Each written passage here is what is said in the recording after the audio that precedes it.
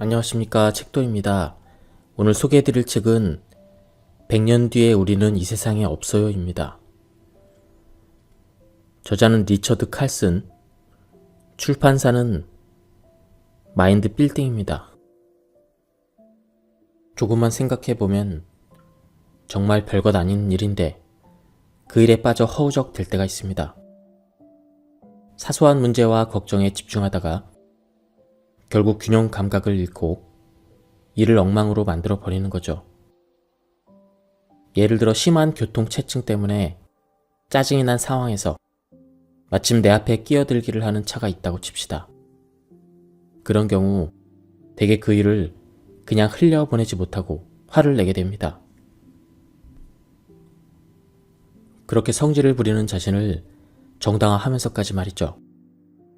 심지어 한참 시간이 흐른 뒤에도 그 일을 곱씹으면서 글쎄 그 차가 말이야 라며 분통을 터뜨리기도 합니다. 앞차가 저렇게 운전하다가 어디서 사고를 내든 말든 지금은 그냥 끼어들게 내버려두면 어떨까요? 혹은 다급한 상황 때문에 서둘러야 하는 고통을 공감하면서 일말의 동정심을 가져본다면요. 이러면 평안한 마음도 유지하면서 남의 일이 내 문제가 되는 상황도 피할 수 있겠습니다. 우리의 일상에는 이런 사소한 일들이 매일 일어납니다. 길게 늘어선 줄에서 한없이 기다려야 한다거나 자신의 잘못이 아닌데도 부당한 비난을 듣게 되거나 공정하지 못하게 일이 분배되어 대부분을 혼자 처리해야 되는 등 이런 사례는 수도 없이 많습니다. 이런 사소한 것들에 대해서 쓸데없이 걱정하고 짜증내지 않는 법을 배운다면 엄청난 보상이 돌아올 겁니다. 소중한 삶의 에너지를 사소한 일에 목숨 거는 데 사용하는 사람들이 너무 많습니다. 인생이 선사하는 마법과 아름다움을 놓쳐버리고 있습니다. 이제부터라도 사소한 것에 목숨을 걸지 않겠다는 목표를 세우고 그런 삶을 사는데 전념한다면 더 친절하고 멋진 사람이 되는데 쓸 수 있는 에너지를 훨씬 많이 갖게 될 것입니다. 저는 아직까지 온전히 내적 평화를 이룬 완벽주의자를 만나본 적이 없습니다. 완벽하고 싶은 욕구와 내면의 평온은 늘 서로 충돌하기 마련입니다. 지금 있는 그대로가 아니라 더 나은 특정한 모습으로 바꿔야 한다는 생각에 사로잡힌다면 우리는 결국 질 수밖에 없는 싸움을 하는 셈입니다. 현재 가진 것에 만족하고 감사하지 못한 채 어떻게 고쳐야 할지만 집착하는 것입니다. 이렇게 잘못에만 집착한다면 결국 불만족과 불안에 휩싸이고 맙니다. 삶의 문제에만 몰두하고 지나치게 집착하지 말아야 합니다. 어떤 일을 좀 더 잘할 수 있는 방법이야 늘 있게 마련이지만 약간 부족하다고 해도 이미 가진 것들에 감사하거나 즐거워하지 못할 이유는 없다는 것입니다. 타인에 대한 동정심을 키우는 것만큼 인생에 대한 관점을 발전시키는데 도움이 되는 건 없습니다. 동정심이란 곧 공감입니다. 남에게 동정심을 갖는다는 것은 자신을 그 사람의 입장에 두고 자기에게만 초점을 맞추지 않고 저런 공경에 빠지면 어떤 기분일지 상상해보고 동시에 그런 공경 가운데 놓인 사람들에게 인정을 베푸는 겁니다. 동정심이란 바로 타인의 문제와 고통, 좌절을 내 것처럼, 아니 그 이상으로 절실하게 느끼는 것입니다. 그들의 어려움을 인식하고 도와주려 애쓸 때 우리는 마음을 열고 감사의 마음을 가질 수 있습니다. 동정심은 연습을 통해 키울 수 있습니다. 여기서 중요한 두 가지 요소가 의도와 행동입니다. 의도란 간단히 말하자면 다른 사람을 향해 마음을 열겠다는 의지를 갖는 것입니다. 자신의 입장에서만 아니라 타인의 입장으로 확장하여 누가 또 무엇이 중요한지 생각해 보는 것입니다. 한편 행동은 그들을 위해 당신이 취해야 하는 어떤 행위를 말합니다. 이를테면 마음이 끌리는 일을 위해서 정기적으로 시간을 내거나 약간의 돈을 기부하거나 하는 것입니다. 또는 거리에서 마주치는 사람에게 아름다운 미소를 지어 보인다든가 진심 어린 인사를 건네는 일도 해당될 수 있습니다. 당신이 어떤 행동을 하는지가 중요한 게 아니라 어떤 행동을 한다는 사실 자체가 중요한 것입니다. 마더 테레사는 이런 말씀을 남겼습니다. 이 땅에 사는 동안 우리는 위대한 일을 할 수 없습니다. 단지 위대한 사랑으로 작은 일을 할 뿐입니다. 동정심은 우리가 보통 너무 심각하게 받아들이는 모든 사소한 것들로부터 관심을 걷어들이고 진정 감사할 수 있는 마음을 길러줍니다. 당신이 누구든 어떤 일을 하든 가장 중요한 것은 자기 자신과 당신이 사랑하는 사람들의 행복, 그리고 내면의 평화라는 사실을 기억하기 바랍니다. 만약 일을 끝내는 데에만 집착한다면 행복은 당신에게서 점점 멀어질 수밖에 없는 겁니다. 사실 거의 모든 일들은 조금씩 기다리게 해도 큰 문제가 되지 않습니다. 나중에 비상사태의 범주에 들 만한 일은 그리 많지 않습니다. 다만 일할 때 그 일에 제대로 집중하기만 한다면 시간 내에 마무리할 수 있습니다. 저는 깨달았습니다. 삶의 목적이란 일을 끝마치는 데 있는 것이 아니라 일이 진행되는 각 단계를 즐기며 사랑으로 가득 찬 삶을 살아가는 것이라는 사실을, 그리고 그 사실을 자신에게 자주 일깨울수록 할 일 목록에 있는 항목을 어서 끝내버리려는 집착을 더 잘 통제할 수 있게 된다는 그 이면의 비밀 또한 말이죠. 다른 사람의 말을 자르지 말아요. 제가 다른 사람의 말을 얼마나 자주 가로막고 자르는지 깨달은지는 불과 몇 년이 지나지 않았습니다만 일단 깨달은 이후로는 그 습관이 얼마나 파괴적인지 쉽게 알 수 있었습니다.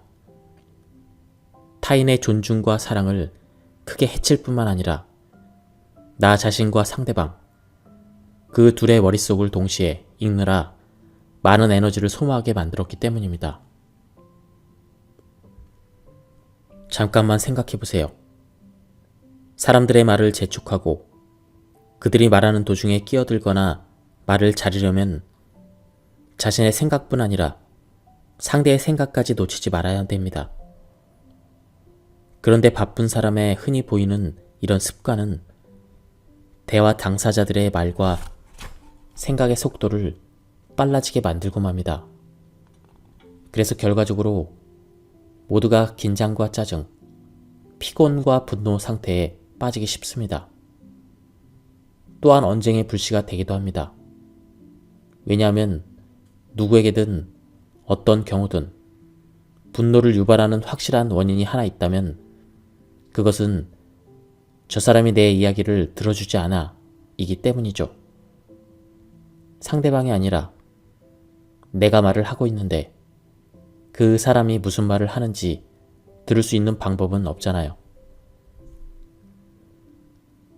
다른 사람의 말을 가로막는 나쁜 성향은 원래 악이 없는 버릇에서 비롯된 것이지만 너무 익숙해진 나머지 자신에게 그런 성향이 있다는 걸 미처 눈치채지 못하게 되는 굳어진 경우가 많습니다. 이건 오히려 긍정적인 소식입니다. 왜냐하면 설령 방심하여 상대방의 말을 자르려는 순간이 와도 자신을 잠깐 멈추기만 하면 되는 겁니다. 가능하다면 대화가 시작되기 전에 인내와 기다림이 필요하다는 점을 자신에게 상기시키는 게 좋습니다. 다른 사람이 말을 끝날 때까지 기다렸다가 입을 열겠다고 다짐해보세요. 이 간단한 행동의 결과로 당신의 삶 속에 있는 사람들과의 상호작용이 얼마나 좋아지는지를 바로 알 수 있습니다. 당신과 대화하는 사람들은 당신이 자신의 말을 들어주고 있다는 느낌을 얻고 마음이 한결 편해질 테니까요. 모든 사람이 당신을 빼고 지혜롭다고 생각해요. 제목에서 제안한 것처럼 당신이 알고 만나는 모든 사람들이 완벽하게 지혜롭다고 생각하세요. 당신을 뺀 모든 사람이 말이죠. 그럼 그 모든 사람들로부터 무언가를 배울 수 있을 것입니다. 당신이 해야 될 일은 삶에서 마주치는 사람들이 당신에게 무엇을 가르쳐 주려고 하는지 알아내는 것입니다. 이 전략을 실행에 옮기면 타인의 행동이나 불완전함에 대한 짜증, 좌절, 불편이 훨씬 줄어듦을 발견하게 될 것입니다. 이런 식으로 삶에 접근해 보는 게 얼마나 기쁜 일인지도 알게 될 것입니다. 누군가의 행동으로부터 교훈을 배운다고 생각한다면 그 행동 때문에 좌절할 일도 없어질 것입니다. 예를 들어 당신이 우체국에 있다고 상상해 봅시다. 그런데 우체국 직원이 마치 일부러 느릿느릿 일하는 것처럼 느껴집니다. 이럴 때 화를 내기보다는 이렇게 질문해 보는 것입니다. 저 사람으로부터 내가 무엇을 배울 수 있을까? 어쩌면 좋아하지 않는 일을 직업으로 가진 사람이 얼마나 힘든지 동정심을 배울 수 있을 것입니다. 혹은 인내심을 기르는 훈련의 기회가 될 수도 있습니다. 사실 긴 줄 가운데 서 있는 시간만큼 인내심 단련에 좋은 기회는 없기도 합니다. 이런 전략이 얼마나 쉽고 재밌는지 깨닫고 당신은 깜짝 놀라게 될 것입니다. 그저 상황에 대한 접근을 조금만 달리하면 되는 것입니다. 이 사람들은 도대체 왜 이런 식으로 하지? 이것을 이 사람들로부터 내가 배울 수 있는 게 무엇일까? 이런 생각으로 전환하기만 하면 끝입니다. 지금 당장 당신 주변에 어떤 지혜로운 사람들이 있는지 살펴보세요. 대개는 남이 옳다고 인정하세요. 당신이 스스로에게 던져야 될 가장 중요한 질문 중 하나는 바로 이것입니다. 나는 옳은 사람이 되고 싶은가? 아니면 행복한 사람이 되고 싶은가? 대부분 이 두 질문은 서로 배타적입니다. 자신의 입장을 방어하고 내가 옳다고 주장하려면 엄청난 정신적인 에너지가 소모됩니다. 또 그러다가 소중한 사람들로부터 멀어지는 결과를 맞을 수도 있습니다. 내가 옳다는 주장은 곧 상대방의 잘못이라는 의미이며 이런 태도는 상대로 하여금 방어적인 태도를 취하게 만듭니다. 또한 자신 역시 방어적인 태도를 취할 수밖에 없기 때문에 압박감이 듭니다. 그런데도 저를 포함한 많은 이들이 자신이 옳다는 것을 입증하고 상대의 잘못을 지적하기 위해서 엄청난 시간과 에너지를 쏟아붓습니다. 당신이 정말 중요하게 생각하는 철학적인 입장이나 의견을 버릴 필요는 없습니다. 하지만 그 외에 대개는 다른 사람들이 옳다고 인정해주는 일을 오늘부터 당장 실천해보세요. 인내심은 다른 사람들로부터 순수함을 발견할 수 있게 해줍니다. 저와 제 아내에게는 4살과 7살인 두 아이가 있습니다. 이 책을 쓰는 동안 4살배기 딸은 자주 작업실로 들어와서 글 쓰는 걸 방해하곤 했습니다. 작가에게는 손가신 일이지만 저는 딸 아이의 방해로 인해 생기는 부정적인 결과보다 아이의 행동에 담긴 순수함에 초점을 맞춰야 한다는 걸 배웠습니다. 이를테면 기한 내에 일을 끝내지 못한다거나 떠오른 생각을 놓친다거나 이런 부정적인 결과에는 아예 신경을 쓰지 않는 것이죠. 딸아이가 제 작업실로 들어온 이유는 저를 사랑하기 때문이지 제 일을 엉망으로 망쳐놓으려는 음모를 꾸몄기 때문은 아니니까요. 아이의 행동이 가진 순수한 동기에 초점을 맞추니 곧바로 제게 인내심이 솟아납니다.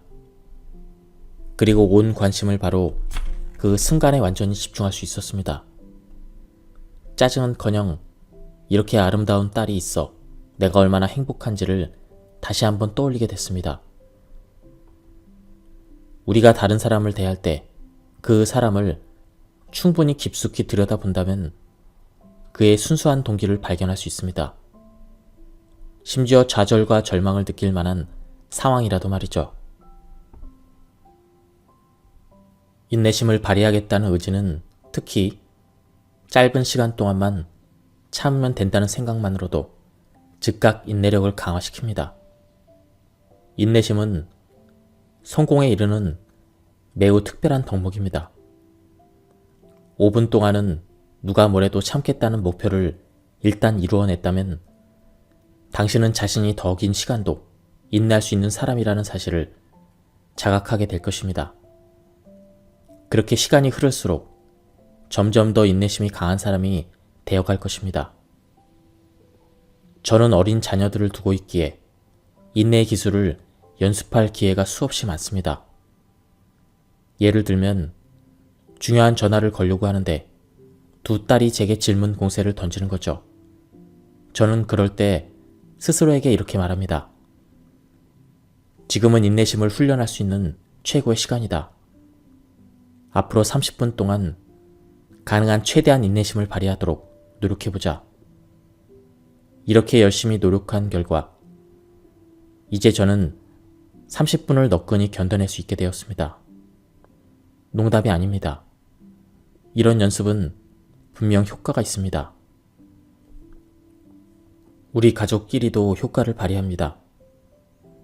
제가 화나 짜증을 내지 않고 침착함을 유지하기 때문에 흥분 상태일 때에 비하면 아이들의 행동을 훨씬 효과적으로 통제할 수 있었습니다.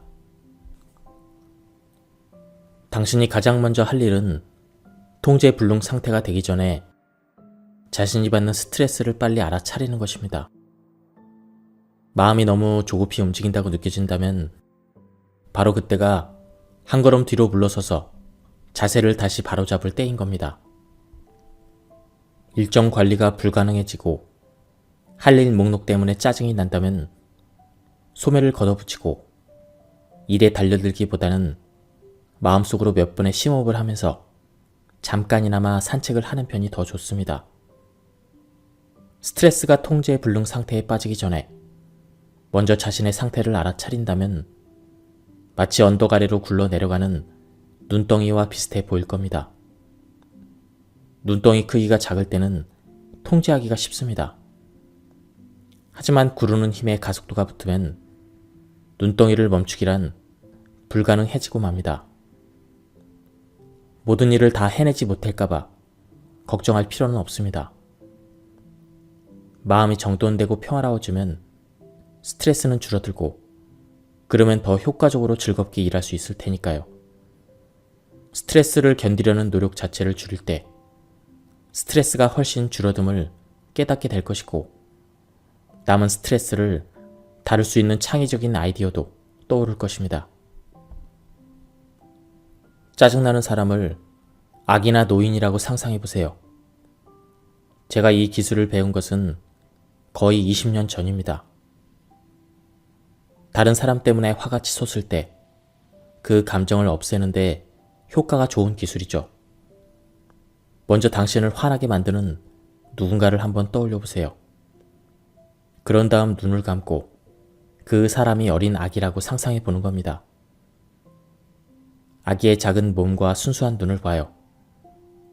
아기에게 실수는 당연한 거잖아요. 그리고 우리는 모두 한때는 아기였습니다. 이때 시계를 100년 뒤로 돌려봅니다.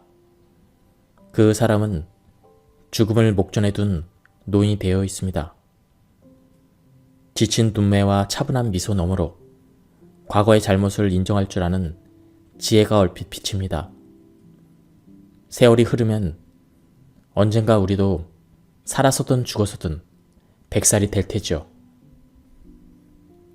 평온한 삶을 위해서는 싸울 가치가 있는 싸움과 그냥 내버려두는 편이 나은 싸움을 의식적으로 구분해야 합니다. 모든 일이 완벽히 굴러가는 삶이 아니라 상대적으로 덜 골치 아픈 삶을 추구한다면 숱한 싸움 때문에 우리가 평정심으로부터 점점 멀어진다는 사실을 깨달을 수 있을 겁니다. 배우자에게 내가 옳고 당신이 틀렸다는 사실을 증명하는 것이 그렇게 중요할까요? 다른 사람의 사소한 실수를 꾸짖느라 그와 맞서고 싸우는 게 중요할까요? 내가 더 선호하는 식당에 가고 내가 더 좋아하는 영화를 보기 위해서 사랑하는 사람과 언젠까지 버려야 할까요?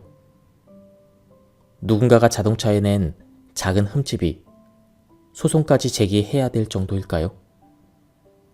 이웃이 자동차를 다른 장소에 옮겨주지 않는다고 해서 소리 높여 다퉈야 할까요?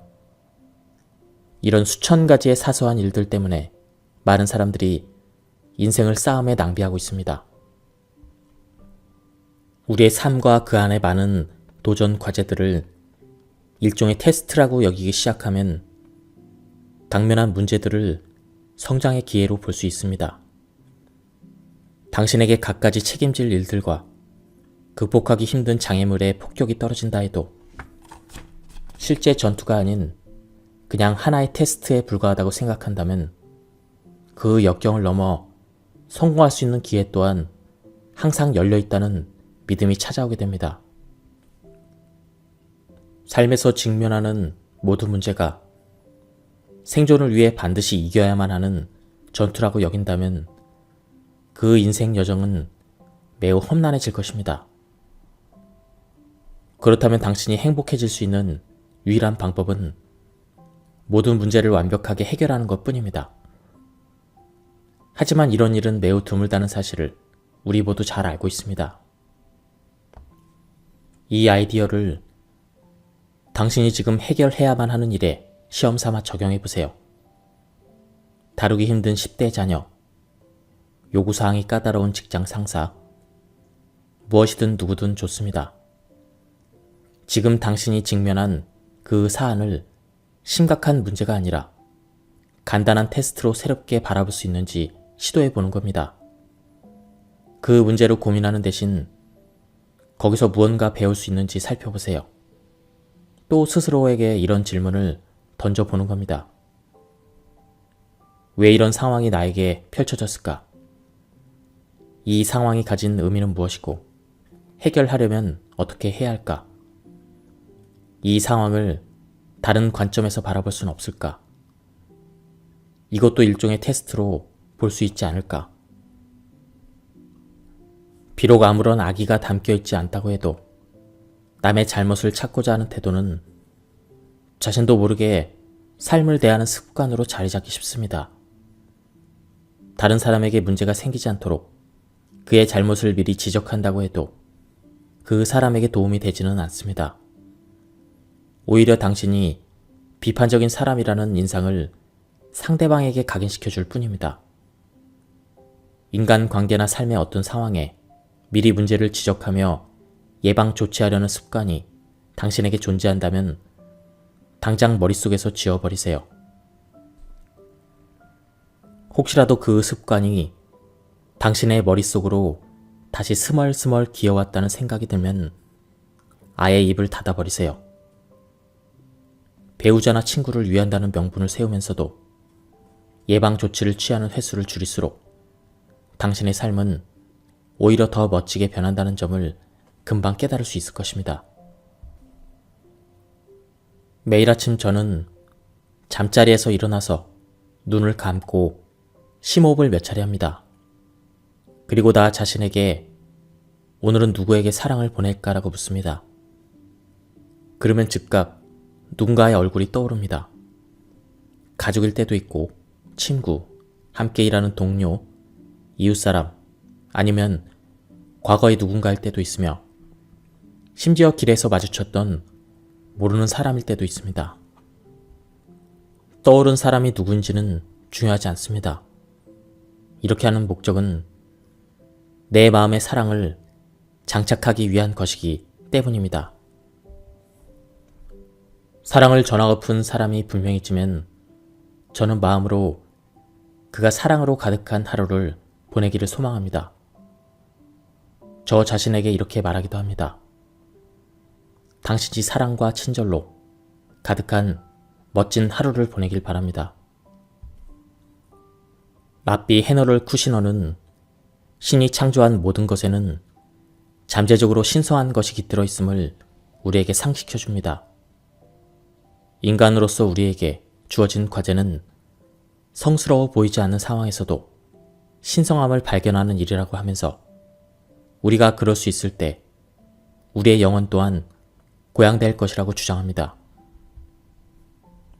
아름다운 일출이나 봉우리에 눈이 덮인 산, 건강한 아이의 미소 또는 바닷가 모래 위로 부서지는 파도, 이런 것들로부터 조물주가 만든 아름다움을 찾아내기는 쉽습니다.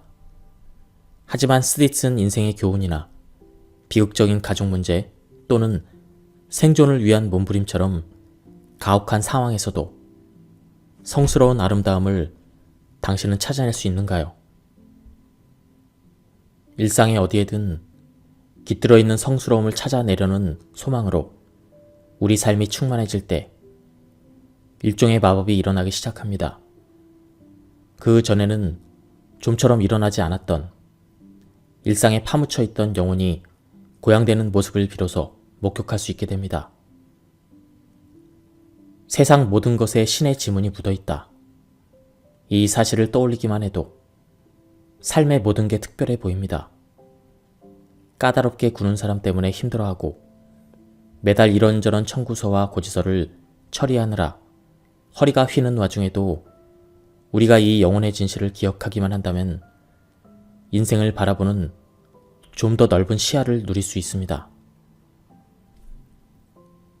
당신을 힘들게 하는 사람도 신의 피조물이며 갖가지 비용을 지불하느라 허덕이고 있는 상황에 휩싸여 있어도 당신은 신에게 축복받는 존재라는 점을 깨닫게 됩니다. 당신의 마음 저 깊은 곳에 세상 모든 것에는 신의 지문이 묻어 있다는 사실을 꼭 기억해 두길 바랍니다. 비록 우리가 어떤 대상으로부터 전혀 아름다움을 느끼지 못할지라도 그 대상의 내면에 아름다움이 존재하지 않는다고는 할 수 없습니다. 오히려 그 아름다움을 볼 수 있는 더 넓은 관점을 우리가 갖추지 못했거나 그것을 발견해낼 수 있도록 충분히 주의를 깊게 살피지 않았다는 의미인 겁니다. 유리잔이 이미 깨져 있다고 생각해 보세요.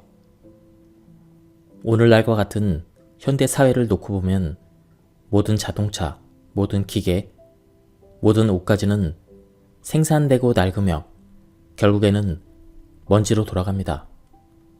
그저 시간 문제일 뿐입니다. 우리의 육신도 태어났으니 언젠가는 소멸하게 될 것입니다. 어떤 유리잔이든 일단 만들어지면 언젠가는 깨지게 될 것입니다. 이 교훈을 통해 마음의 평화를 얻을 수 있습니다. 뭔가가 깨질 거라고 예상하고 있으면 그 상황이 실제 발생했을 때 크게 놀라거나 실망하지 않습니다. 너무 낙심한 나머지 아무것도 하지 못하는 상태가 되는 대신 이제껏 그 물건을 잘 사용할 수 있었다는 점을 감사하게 생각할 수도 있습니다. 유리잔 하나만 가지고도 아주 쉽게 이 교훈을 얻을 수 있습니다. 지금 당신이 가장 아끼는 유리잔을 하나 꺼내보세요. 그리고 잠시 잔을 바라보면서 그 아름다움과 지금까지 그 잔이 당신의 삶에서 담당해온 역할에 대해서 감사하는 시간을 가져봅니다. 이제 그 유리잔이 바닥에 떨어져서 산산이 부서져 있는 모습을 상상해보세요. 동시에 세상 만물은 시간이 흐르면 결국 해체되어 원래 요소로 돌아가게 된다는 사실을 떠올려 보는 겁니다. 자신이 아끼는 잔이나 다른 물건이 깨지는 것을 좋아할 사람은 당연히 그 누구도 없습니다. 이 철학은 인생을 소극적으로 살라거나 매사 심드렁한 사람이 되라는 뜻이 아닙니다. 어떤 상황에서도 마음의 평화를 유지할 수 있는 방법을 얘기할 뿐입니다. 평온하고 마음에 여유가 있는 사람을 관찰해 보면 기분이 좋을 때 감사의 마음을 갖는다는 사실을 발견할 수 있습니다. 그들은 기분이란 좋을 때도 있고 나쁠 때도 있으며 지금 좋다고 해도 언제든 나빠질 수 있음을 잘 이해하고 있습니다. 행복한 사람에게는 이것이 아무런 문제가 되지 않습니다.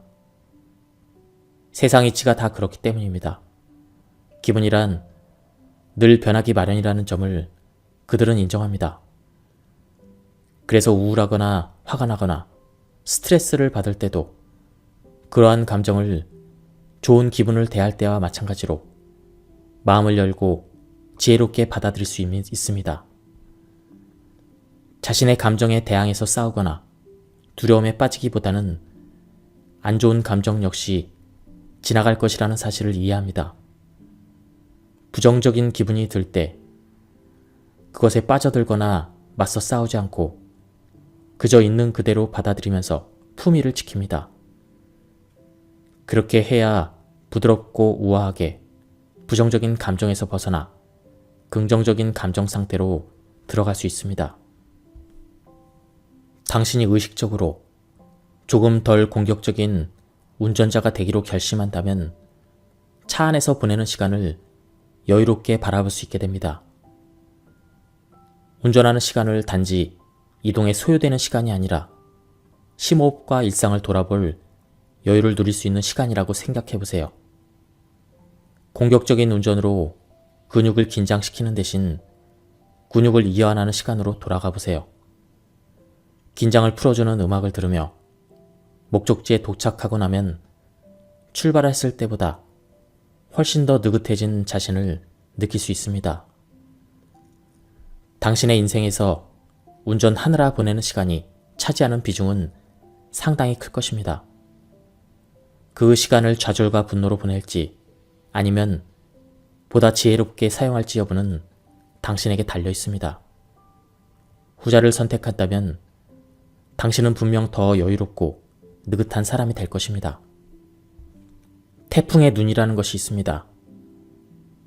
태풍의 가운데는 굉장히 평온한 부분이 있습니다. 놀라운 것은 인간관계의 태풍 속에서도 태풍의 눈에 머무는 건 생각보다 훨씬 쉽다는 사실입니다. 단지 의지와 실천만 필요할 뿐입니다.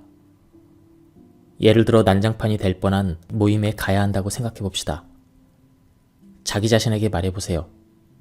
지금 가야 하는 그 모임을 혼란 속에서 차분함을 연습하는 기회로 삼겠다는 말이죠. 모임 장소에서 평온함을 유지하는 그런 사람은 극히 드뭅니다.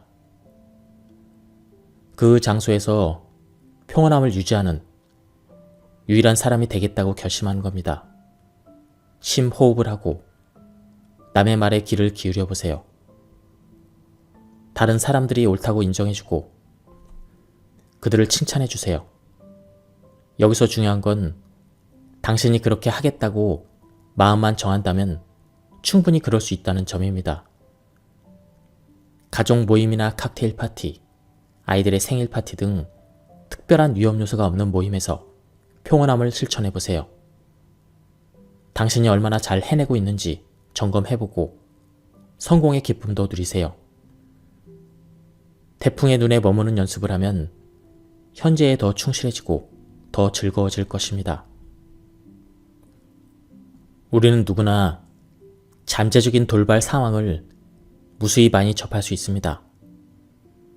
갑작스레 계획을 변경하거나 진행될 거라고 믿던 일이 일어나지 않거나 누군가가 하겠다고 약속했던 일을 하지 않거나 생각보다 수입이 적게 들어오거나 당신의 일정을 누군가가 말도 없이 바꿔놓거나 계획과는 달리 남은 시간이 적거나 이런 사례들이 굉장히 많이 일어날 것입니다. 그리고 이런 상황에서 당신이 스스로에게 던져야 될 질문은 바로 이것입니다. 정말 중요한 것은 무엇일까?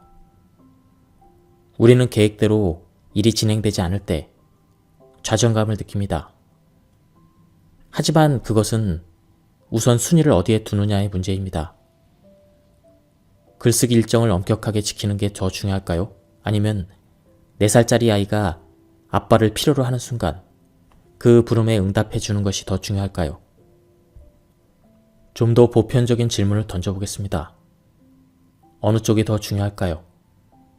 내가 원하는 바를 이루고 계획을 반드시 지키는 일인가요? 아니면 상황이 흘러가도록 자연스럽게 놓아두는 법을 배우는 일일까요? 좀 더 평온한 사람이 되고자 한다면 계획에 엄격해지려고 애쓰기보다는 흐름에 유연하게 대처하는 자세가 더 중요하다는 것만은 확실해 보입니다. 바로 오늘 아침 저는 일터에서 있었던 작은 위기로 인해서 마음이 혼란스러워졌고 잔뜩 긴장하게 되었습니다. 예약이 겹치는 바람에 같은 시간에 두 고객이 동시에 내방하는 상황이 발생했습니다. 저는 과도한 스트레스와 지나친 긴장으로부터 저를 구해준 생각은 100년 후에는 아무도 이 순간을 기억하지 않을 것이며 아무도 신경 쓰지 않을 것이라는 자각이었습니다. 저는 차분하게 실수를 인정하고 그 상황을 책임지기로 했습니다. 그리고 두 고객 중 한 사람이 기꺼이 예약을 변경하는 데 동의해 주었습니다. 늘 그렇듯 쉽게 큰 사건이 될 수도 있는 사소한 일이었던 것입니다. 불교에서 문제란 우리의 성장과 평화에 너무나 중요한 역할을 한다고 보기에 티베트의 구도자들은 실제로 이렇게 기도를 합니다. 삶을 사는 동안 마음이 진정 깨어 있도록 그리고 자유로움과 만물에 대한 연민의 마음을 가질 수 있도록 저에게 적절한 어려움과 고난을 주십시오. 사실 삶이 너무 쉽게 흘러갈 때는 진정한 성장을 위한 기회를 찾기가 어렵습니다. 그렇다고 당신이 애써서 문제점을 찾아야 한다고 하는 것은 아닙니다. 하지만 이것만은 제안하고 싶습니다. 인생의 문제들로부터 도망가려고 애쓰거나 제거하려고 애쓰는 대신 그 문제들이 삶에 있을 수밖에 없고 존재 자체가 자연스러운 것이며 또 인생의 중요한 일부라는 사실을 받아들이세요. 그러면 당신의 삶은 전쟁이 아니라 춤으로 바뀔 것입니다. 이러한 받아들임의 철학이야말로 자연스러운 흐름을 따르는 삶의 뿌리가 되어줄 것입니다. 정말 중요한 것이 무엇인지 매일 질문해보세요. 우리는 삶이 주는 혼란과 책임감, 목표에 짓눌린 채 인생의 방향을 쉽게 잃어버리곤 합니다. 그런 좌절을 맞이하면 진정 소중한 것들을 잊거나 뒷전에 미루고 싶은 마음이 듭니다. 그럴 때 이 질문을 스스로에게 던지는 게 큰 도움이 된다는 걸 깨달았습니다. 정말 중요한 것이 뭐지? 내 아침 루틴 중 하나는 이 질문을 자신에게 던지는 겁니다. 가장 중요한 것이 무엇인지를 계속 자기 자신에게 상기시킴으로써 삶의 우선순위를 올바로 유지할 수 있습니다. 수많은 책임과 할 일 가운데 내가 무엇을 가장 중요하게 생각하는지, 무엇에 에너지를 가장 많이 쏟아야 되는지를 일깨워줍니다. 저의 경우 그건 바로 아내와 아이들과 함께하는 시간 보내기, 내면의 평화, 그리고 글쓰기입니다. 표면적으로 이 전략은 너무나 단순해 보이지만 그 속에는 삶이 올바른 궤도로 계속 나아갈 수 있도록 만드는 놀라운 효과가 있습니다. 이 책을 마무리하면서 당신에게 이렇게 제안하고 싶습니다. 바로 오늘이 이 세상에서 보내는 마지막 날인 것처럼 살라는 겁니다. 저는 이 제안이 매우 적절하다고 생각합니다. 무모하게 살라거나 책임감을 던져버리는 것이 아니죠. 그저 삶이 진정 얼마나 중요한지를 당신에게 스스로 일깨워주고 싶을 뿐입니다. 언젠가 제 친구 중 하나가 이렇게 말했습니다. 인생은 심각하게 살기엔 너무나 소중하다. 예, 지금까지 이 책에 대한 리뷰를 모두 마쳤습니다. 이 책은 20주년 판으로 새롭게 개정 증보판으로 나온 그런 책입니다. 원래 제목은 사소한 것에 목숨 걸지 말아요입니다. 이 책을 요즘 시대에 맞게 각색해서 다시 번역해서 나온 그런 책입니다. 책 내용이 굉장히 좋았습니다. 제가 요약 발췌해서 읽었기 때문에 많은 부분이 생략되었습니다. 한번 책을 구해서 읽어보실 것을 추천드립니다. 예, 여기서 리뷰를 마치도록 하겠습니다. 감사합니다. 안녕하십니까, 책도입니다. 오늘 소개해드릴 책은 100년 뒤에 우리는 이 세상에 없어요 입니다. 저자는 리처드 칼슨, 출판사는 마인드 빌딩입니다. 조금만 생각해보면 정말 별것 아닌 일인데 그 일에 빠져 허우적 될 때가 있습니다. 사소한 문제와 걱정에 집중하다가 결국 균형 감각을 잃고 일을 엉망으로 만들어 버리는 거죠. 예를 들어 심한 교통체증 때문에 짜증이 난 상황에서 마침 내 앞에 끼어들기를 하는 차가 있다고 칩시다. 그런 경우 대개 그 일을 그냥 흘려보내지 못하고 화를 내게 됩니다. 그렇게 성질을 부리는 자신을 정당화하면서까지 말이죠. 심지어 한참 시간이 흐른 뒤에도 그 일을 곱씹으면서 글쎄 그 차가 말이야 라며 분통을 터뜨리기도 합니다. 앞차가 저렇게 운전하다가 어디서 사고를 내든 말든 지금은 그냥 끼어들게 내버려 두면 어떨까요? 혹은 다급한 상황 때문에 서둘러야 하는 고통을 공감하면서 일말의 동정심을 가져본다면요. 이러면 평안한 마음도 유지하면서 남의 일이 내 문제가 되는 상황도 피할 수 있겠습니다. 우리의 일상에는 이런 사소한 일들이 매일 일어납니다. 길게 늘어선 줄에서 한없이 기다려야 한다거나 자신의 잘못이 아닌데도 부당한 비난을 듣게 되거나 공정하지 못하게 일이 분배되어 대부분을 혼자 처리해야 되는 등 이런 사례는 수도 없이 많습니다. 이런 사소한 것들에 대해서 쓸데없이 걱정하고 짜증내지 않는 법을 배운다면 엄청난 보상이 돌아올 겁니다. 소중한 삶의 에너지를 사소한 일에 목숨 거는 데 사용하는 사람들이 너무 많습니다. 인생이 선사하는 마법과 아름다움을 놓쳐버리고 있습니다. 이제부터라도 사소한 것에 목숨을 걸지 않겠다는 목표를 세우고 그런 삶을 사는데 전념한다면 더 친절하고 멋진 사람이 되는데 쓸 수 있는 에너지를 훨씬 많이 갖게 될 것입니다. 저는 아직까지 온전히 내적 평화를 이룬 완벽주의자를 만나본 적이 없습니다. 완벽하고 싶은 욕구와 내면의 평온은 늘 서로 충돌하기 마련입니다. 지금 있는 그대로가 아니라 더 나은 특정한 모습으로 바꿔야 한다는 생각에 사로잡힌다면 우리는 결국 질 수밖에 없는 싸움을 하는 셈입니다. 현재 가진 것에 만족하고 감사하지 못한 채 어떻게 고쳐야 할지만 집착하는 것입니다. 이렇게 잘못에만 집착한다면 결국 불만족과 불안에 휩싸이고 맙니다. 삶의 문제에만 몰두하고 지나치게 집착하지 말아야 합니다. 어떤 일을 좀 더 잘할 수 있는 방법이야 늘 있게 마련이지만 약간 부족하다고 해도 이미 가진 것들에 감사하거나 즐거워하지 못할 이유는 없다는 것입니다. 타인에 대한 동정심을 키우는 것만큼 인생에 대한 관점을 발전시키는데 도움이 되는 건 없습니다. 동정심이란 곧 공감입니다. 남에게 동정심을 갖는다는 것은 자신을 그 사람의 입장에 두고 자기에게만 초점을 맞추지 않고 저런 공경에 빠지면 어떤 기분일지 상상해보고 동시에 그런 공경 가운데 놓인 사람들에게 인정을 베푸는 겁니다.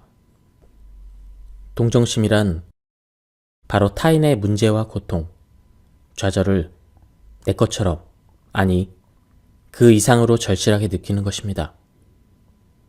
그들의 어려움을 인식하고 도와주려 애쓸 때 우리는 마음을 열고 감사의 마음을 가질 수 있습니다.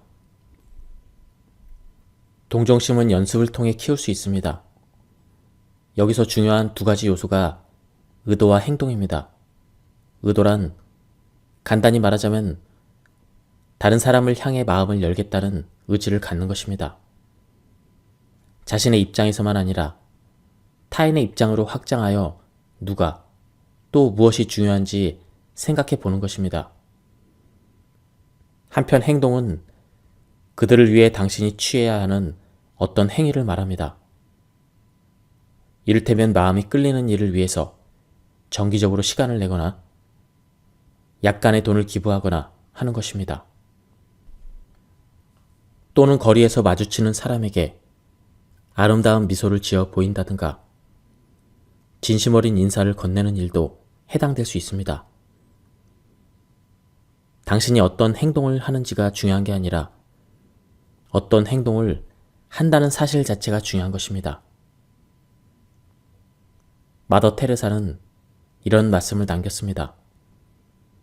이 땅에 사는 동안 우리는 위대한 일을 할 수 없습니다. 단지 위대한 사랑으로 작은 일을 할 뿐입니다.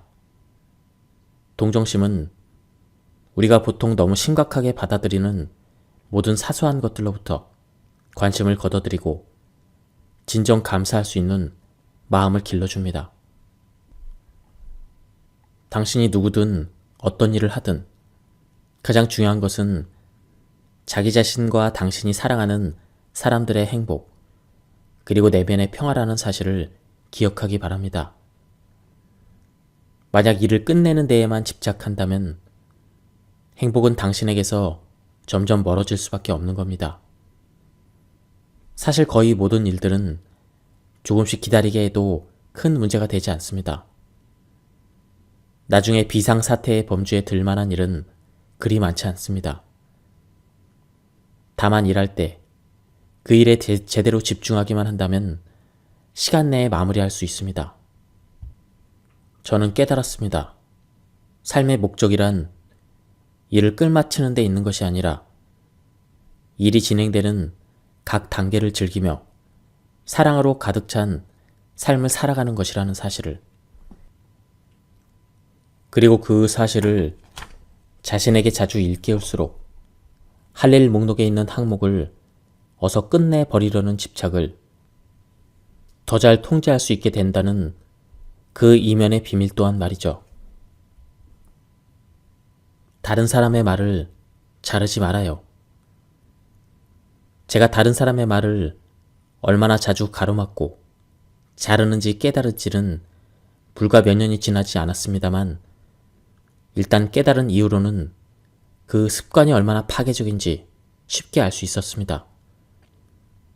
타인의 존중과 사랑을 크게 해칠 뿐만 아니라 나 자신과 상대방, 그 둘의 머릿속을 동시에 읽느라 많은 에너지를 소모하게 만들었기 때문입니다.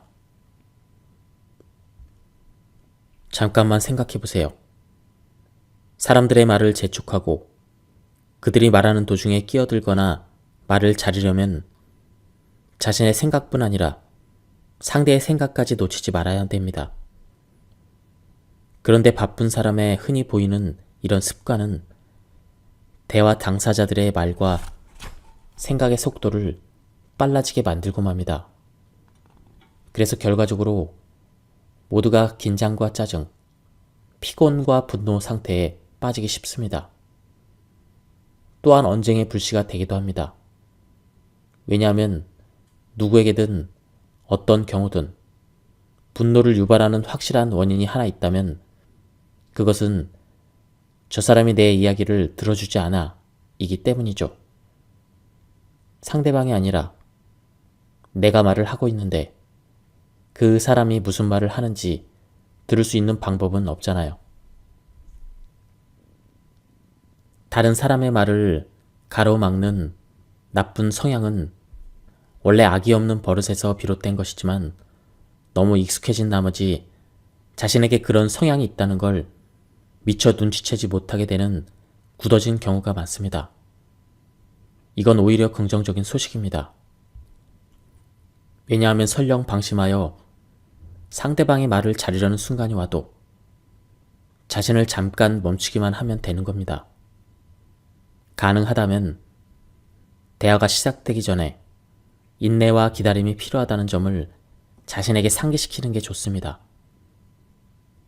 다른 사람이 말을 끝날 때까지 기다렸다가 입을 열겠다고 다짐해보세요. 이 간단한 행동의 결과로 당신의 삶 속에 있는 사람들과의 상호작용이 얼마나 좋아지는지를 바로 알 수 있습니다. 당신과 대화하는 사람들은 당신이 자신의 말을 들어주고 있다는 느낌을 얻고 마음이 한결 편해질 테니까요. 모든 사람이 당신을 빼고 지혜롭다고 생각해요. 제목에서 제안한 것처럼 당신이 알고 만나는 모든 사람들이 완벽하게 지혜롭다고 생각하세요. 당신을 뺀 모든 사람이 말이죠. 그럼 그 모든 사람들로부터 무언가를 배울 수 있을 것입니다. 당신이 해야 될 일은 삶에서 마주치는 사람들이 당신에게 무엇을 가르쳐 주려고 하는지 알아내는 것입니다. 이 전략을 실행에 옮기면 타인의 행동이나 불완전함에 대한 짜증, 좌절, 불편이 훨씬 줄어듦을 발견하게 될 것입니다. 이런 식으로 삶에 접근해 보는 게 얼마나 기쁜 일인지도 알게 될 것입니다. 누군가의 행동으로부터 교훈을 배운다고 생각한다면 그 행동 때문에 좌절할 일도 없어질 것입니다. 예를 들어 당신이 우체국에 있다고 상상해 봅시다. 그런데 우체국 직원이 마치 일부러 느릿느릿 일하는 것처럼 느껴집니다. 이럴 때 화를 내기보다는 이렇게 질문해 보는 것입니다. 저 사람으로부터 내가 무엇을 배울 수 있을까? 어쩌면 좋아하지 않는 일을 직업으로 가진 사람이 얼마나 힘든지 동정심을 배울 수 있을 것입니다. 혹은 인내심을 기르는 훈련의 기회가 될 수도 있습니다. 사실 긴 줄 가운데 서 있는 시간만큼 인내심 단련에 좋은 기회는 없기도 합니다.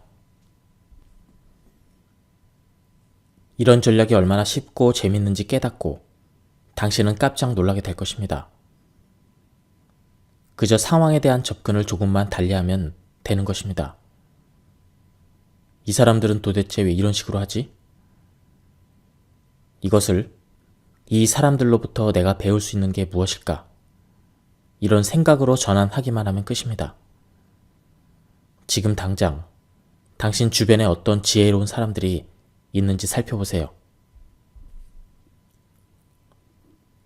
대개는 남이 옳다고 인정하세요. 당신이 스스로에게 던져야 될 가장 중요한 질문 중 하나는 바로 이것입니다.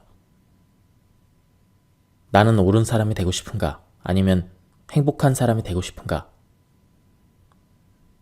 대부분 이 두 질문은 서로 배타적입니다. 자신의 입장을 방어하고 내가 옳다고 주장하려면 엄청난 정신적인 에너지가 소모됩니다. 또 그러다가 소중한 사람들로부터 멀어지는 결과를 맞을 수도 있습니다.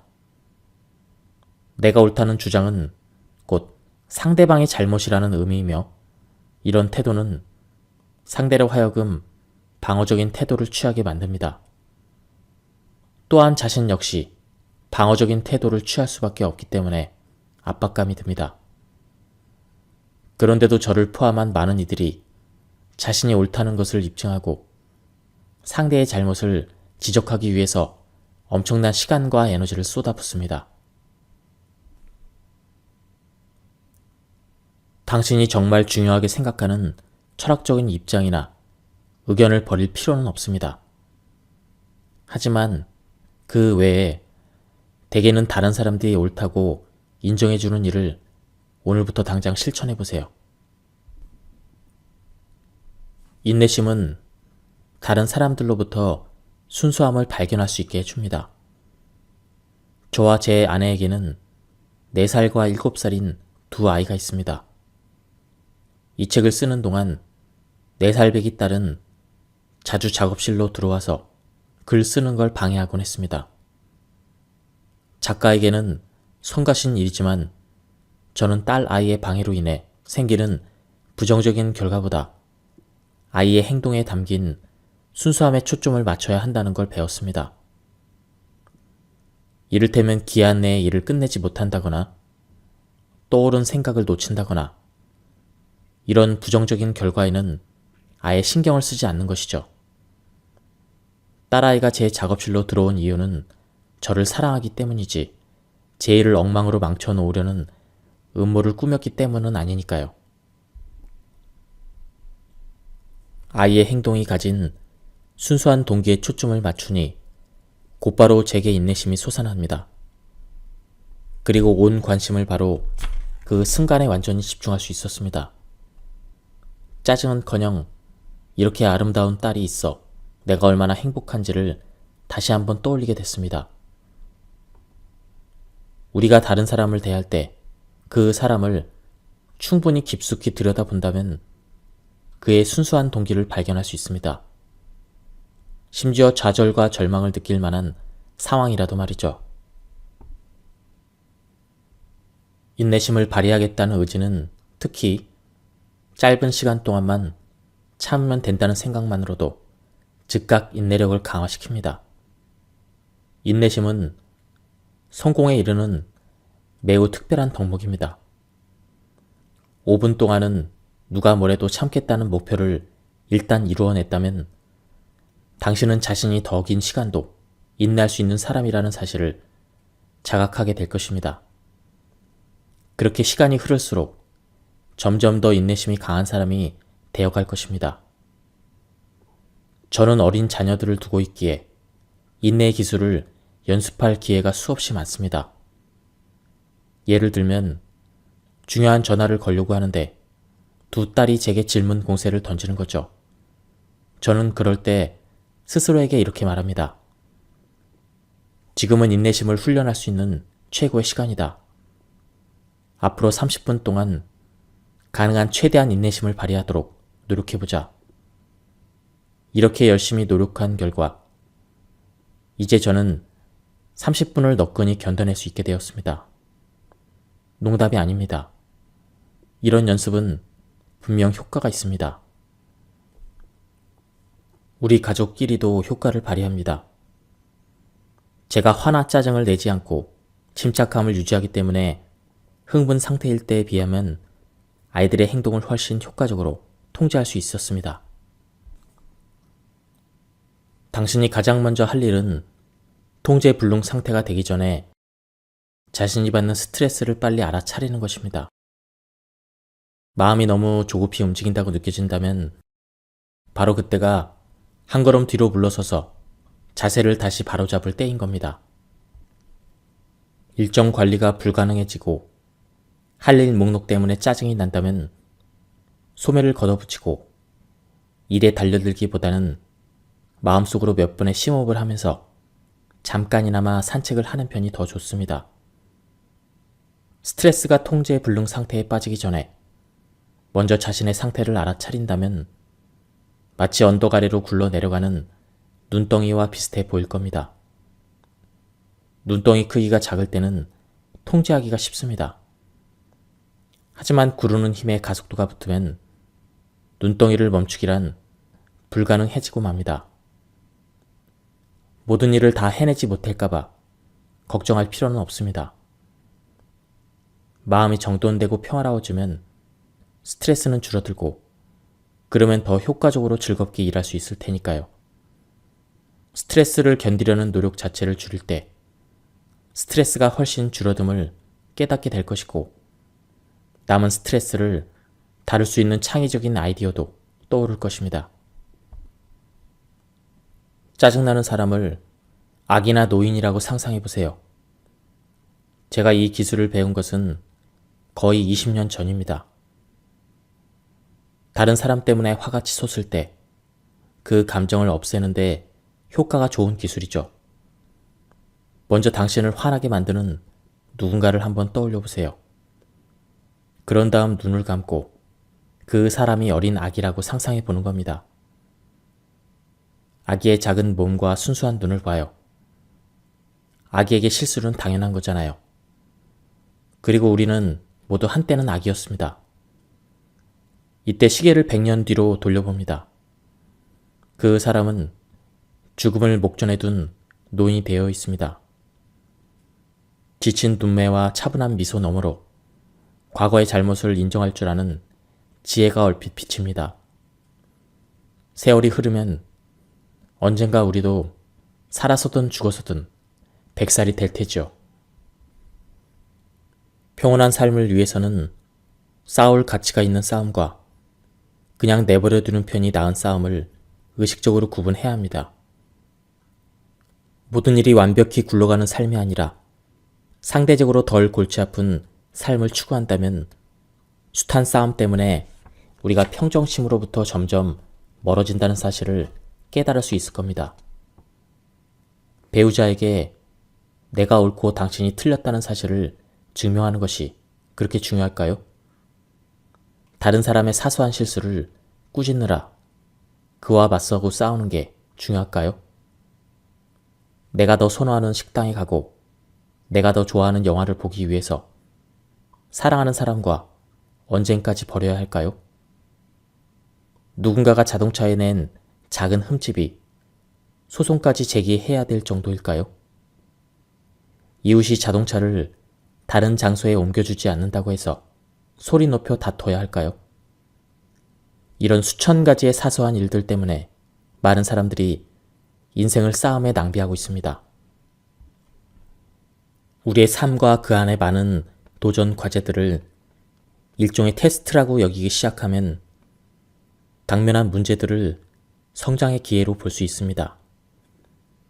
당신에게 갖가지 책임질 일들과 극복하기 힘든 장애물에 폭격이 떨어진다 해도 실제 전투가 아닌 그냥 하나의 테스트에 불과하다고 생각한다면 그 역경을 넘어 성공할 수 있는 기회 또한 항상 열려 있다는 믿음이 찾아오게 됩니다. 삶에서 직면하는 모든 문제가 생존을 위해 반드시 이겨야만 하는 전투라고 여긴다면 그 인생 여정은 매우 험난해질 것입니다. 그렇다면 당신이 행복해질 수 있는 유일한 방법은 모든 문제를 완벽하게 해결하는 것 뿐입니다. 하지만 이런 일은 매우 드물다는 사실을 우리 모두 잘 알고 있습니다. 이 아이디어를 당신이 지금 해결해야만 하는 일에 시험 삼아 적용해 보세요. 다루기 힘든 10대 자녀, 요구사항이 까다로운 직장 상사, 무엇이든 누구든 좋습니다. 지금 당신이 직면한 그 사안을 심각한 문제가 아니라 간단한 테스트로 새롭게 바라볼 수 있는지 시도해 보는 겁니다. 그 문제를 고민하는 대신 거기서 무언가 배울 수 있는지 살펴보세요. 또 스스로에게 이런 질문을 던져보는 겁니다. 왜 이런 상황이 나에게 펼쳐졌을까? 이 상황이 가진 의미는 무엇이고 해결하려면 어떻게 해야 할까? 이 상황을 다른 관점에서 바라볼 수는 없을까? 이것도 일종의 테스트로 볼 수 있지 않을까? 비록 아무런 악의가 담겨있지 않다고 해도 남의 잘못을 찾고자 하는 태도는 자신도 모르게 삶을 대하는 습관으로 자리 잡기 쉽습니다.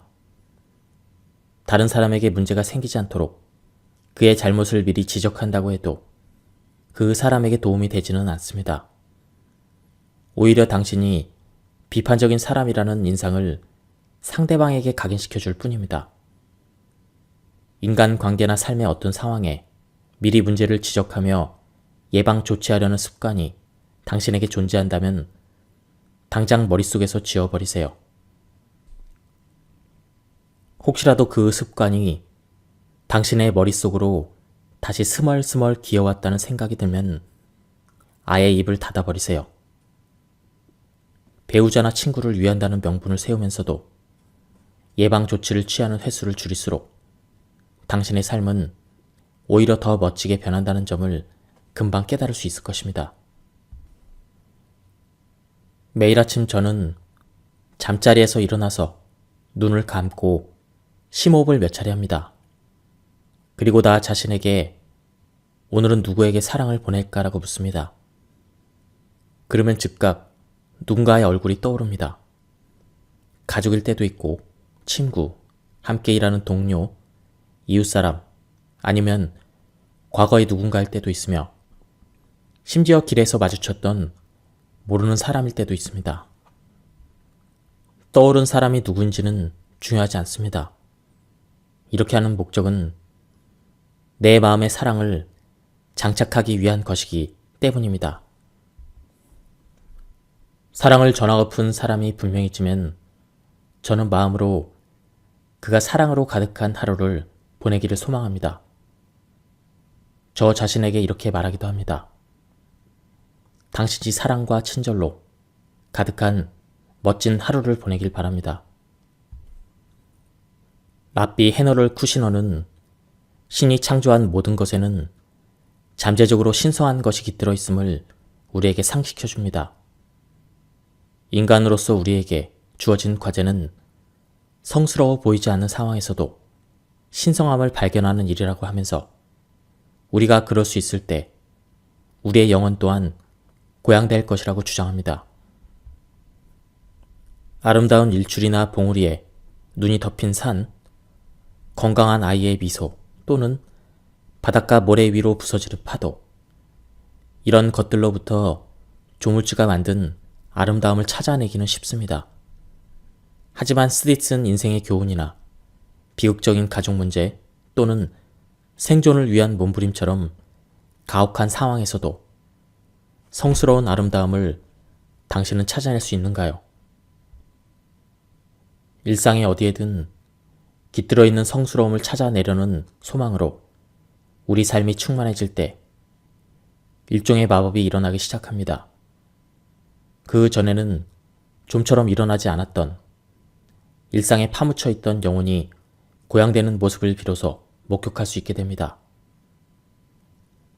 세상 모든 것에 신의 지문이 묻어 있다. 이 사실을 떠올리기만 해도 삶의 모든 게 특별해 보입니다. 까다롭게 구는 사람 때문에 힘들어하고 매달 이런저런 청구서와 고지서를 처리하느라 허리가 휘는 와중에도 우리가 이 영혼의 진실을 기억하기만 한다면 인생을 바라보는 좀 더 넓은 시야를 누릴 수 있습니다. 당신을 힘들게 하는 사람도 신의 피조물이며 갖가지 비용을 지불하느라 허덕이고 있는 상황에 휩싸여 있어도 당신은 신에게 축복받는 존재라는 점을 깨닫게 됩니다. 당신의 마음 저 깊은 곳에 세상 모든 것에는 신의 지문이 묻어 있다는 사실을 꼭 기억해 두길 바랍니다.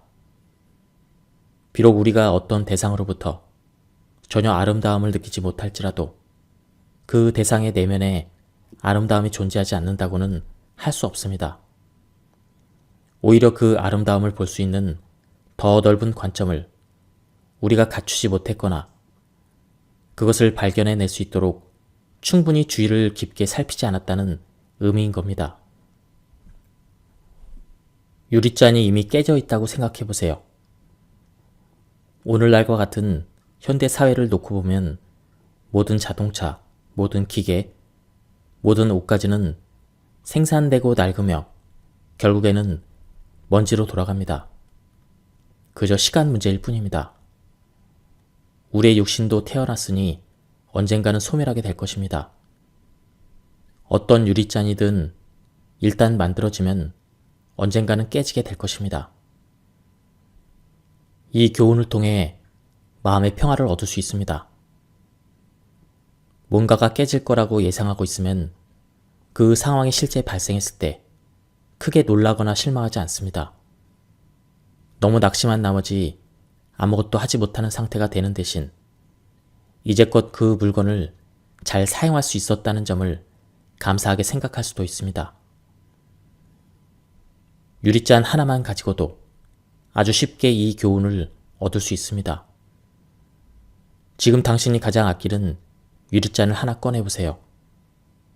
그리고 잠시 잔을 바라보면서 그 아름다움과 지금까지 그 잔이 당신의 삶에서 담당해온 역할에 대해서 감사하는 시간을 가져봅니다.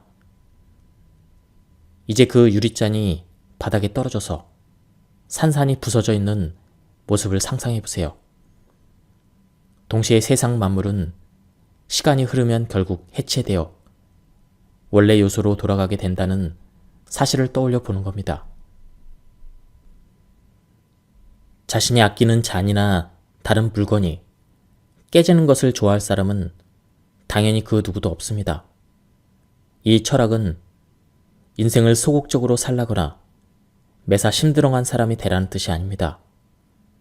어떤 상황에서도 마음의 평화를 유지할 수 있는 방법을 얘기할 뿐입니다. 평온하고 마음에 여유가 있는 사람을 관찰해 보면 기분이 좋을 때 감사의 마음을 갖는다는 사실을 발견할 수 있습니다. 그들은 기분이란 좋을 때도 있고 나쁠 때도 있으며 지금 좋다고 해도 언제든 나빠질 수 있음을 잘 이해하고 있습니다. 행복한 사람에게는 이것이 아무런 문제가 되지 않습니다. 세상 이치가 다 그렇기 때문입니다. 기분이란 늘 변하기 마련이라는 점을 그들은 인정합니다. 그래서 우울하거나 화가 나거나 스트레스를 받을 때도 그러한 감정을 좋은 기분을 대할 때와 마찬가지로 마음을 열고 지혜롭게 받아들일 수 있습니다. 자신의 감정에 대항해서 싸우거나 두려움에 빠지기보다는 안 좋은 감정 역시 지나갈 것이라는 사실을 이해합니다. 부정적인 기분이 들 때 그것에 빠져들거나 맞서 싸우지 않고 그저 있는 그대로 받아들이면서 품위를 지킵니다. 그렇게 해야 부드럽고 우아하게 부정적인 감정에서 벗어나 긍정적인 감정 상태로 들어갈 수 있습니다. 당신이 의식적으로 조금 덜 공격적인 운전자가 되기로 결심한다면 차 안에서 보내는 시간을 여유롭게 바라볼 수 있게 됩니다. 운전하는 시간을 단지 이동에 소요되는 시간이 아니라 심호흡과 일상을 돌아볼 여유를 누릴 수 있는 시간이라고 생각해 보세요. 공격적인 운전으로 근육을 긴장시키는 대신 근육을 이완하는 시간으로 돌아가 보세요. 긴장을 풀어주는 음악을 들으며 목적지에 도착하고 나면 출발했을 때보다 훨씬 더 느긋해진 자신을 느낄 수 있습니다. 당신의 인생에서 운전하느라 보내는 시간이 차지하는 비중은 상당히 클 것입니다. 그 시간을 좌절과 분노로 보낼지 아니면 보다 지혜롭게 사용할지 여부는 당신에게 달려 있습니다. 후자를 선택한다면 당신은 분명 더 여유롭고 느긋한 사람이 될 것입니다. 태풍의 눈이라는 것이 있습니다. 태풍의 가운데는 굉장히 평온한 부분이 있습니다. 놀라운 것은 인간 관계의 태풍 속에서도 태풍의 눈에 머무는 건 생각보다 훨씬 쉽다는 사실입니다. 단지 의지와 실천만 필요할 뿐입니다. 예를 들어 난장판이 될 뻔한 모임에 가야 한다고 생각해 봅시다. 자기 자신에게 말해보세요. 지금 가야 하는 그 모임을 혼란 속에서 차분함을 연습하는 기회로 삼겠다는 말이죠. 모임 장소에서 평온함을 유지하는 그런 사람은 극히 드뭅니다. 그 장소에서 평온함을 유지하는 유일한 사람이 되겠다고 결심하는 겁니다. 심호흡을 하고 남의 말에 귀를 기울여 보세요. 다른 사람들이 옳다고 인정해주고 그들을 칭찬해주세요. 여기서 중요한 건 당신이 그렇게 하겠다고 마음만 정한다면 충분히 그럴 수 있다는 점입니다. 가족 모임이나 칵테일 파티, 아이들의 생일 파티 등 특별한 위험 요소가 없는 모임에서 평온함을 실천해 보세요. 당신이 얼마나 잘 해내고 있는지 점검해보고 성공의 기쁨도 누리세요. 태풍의 눈에 머무는 연습을 하면 현재에 더 충실해지고 더 즐거워질 것입니다. 우리는 누구나 잠재적인 돌발 상황을 무수히 많이 접할 수 있습니다. 갑작스레 계획을 변경하거나 진행될 거라고 믿던 일이 일어나지 않거나 누군가가 하겠다고 약속했던 일을 하지 않거나 생각보다 수입이 적게 들어오거나 당신의 일정을 누군가가 말도 없이 바꿔놓거나 계획과는 달리 남은 시간이 적거나 이런 사례들이 굉장히 많이 일어날 것입니다. 그리고 이런 상황에서 당신이 스스로에게 던져야 될 질문은 바로 이것입니다. 정말 중요한 것은 무엇일까? 우리는 계획대로 일이 진행되지 않을 때 좌절감을 느낍니다. 하지만 그것은 우선 순위를 어디에 두느냐의 문제입니다. 글쓰기 일정을 엄격하게 지키는 게 더 중요할까요? 아니면 4살짜리 아이가 아빠를 필요로 하는 순간 그 부름에 응답해 주는 것이 더 중요할까요? 좀 더 보편적인 질문을 던져보겠습니다. 어느 쪽이 더 중요할까요? 내가 원하는 바를 이루고 계획을 반드시 지키는 일인가요? 아니면 상황이 흘러가도록 자연스럽게 놓아두는 법을 배우는 일일까요? 좀 더 평온한 사람이 되고자 한다면 계획에 엄격해지려고 애쓰기보다는 흐름에 유연하게 대처하는 자세가 더 중요하다는 것만은 확실해 보입니다.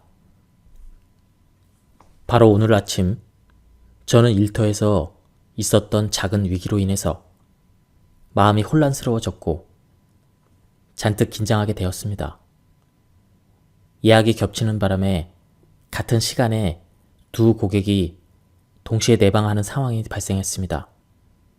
저는 과도한 스트레스와 지나친 긴장으로부터 저를 구해준 생각은 100년 후에는 아무도 이 순간을 기억하지 않을 것이며 아무도 신경 쓰지 않을 것이라는 자각이었습니다.